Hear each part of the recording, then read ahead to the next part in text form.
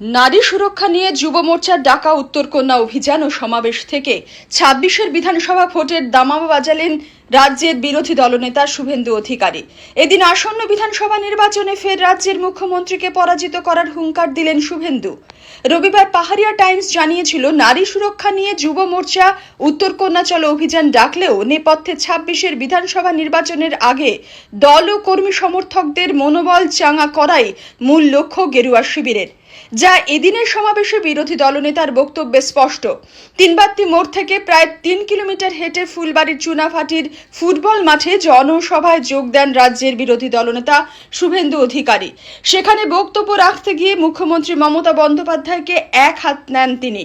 ধর্মতলায় শহীদ সভায় মুখ্যমন্ত্রীর বক্তব্যের কড়া সমালোচনা করে তাকে আসন্ন বিধানসভা নির্বাচনে প্রাক্তন মুখ্যমন্ত্রী করার চ্যালেঞ্জ ছুড়ে দেন বিরোধী দলনেতা। তবে এদিনের অভিযান ও সভা বিজেপির ফ্লপ শো বলেই দাবি করেছে রাজ্য তৃণমূল। তাদের দাবি, এদিনের মিছিলে যারা ১০,০০০ লোক জড়ো করতে পারেনি তাদের বঙ্গ দখল দিবা স্বপ্ন ছাড়া কিছুই নয়।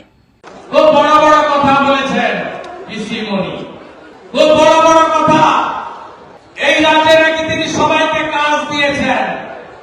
৭ লক্ষ পরিযায়ী শ্রমিক কেন, ২,১৫,০০,০০০ বেকার কেন, শিল্প তুলে দিয়েছেন কেন, কোনটার উত্তর নেই ওনার কাছে।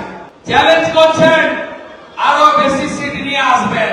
আমিও চ্যালেঞ্জ করছি, ২১শে নন্দীগ্রামে আপনাকে হারিয়েছিলাম, ২৬শে আপনাকে প্রাক্তন মুখ্যমন্ত্রী করব। শিলিগুড়ি থেকে মোহন কর্মকারের রিপোর্ট, পাহাড়িয়া টাইমস।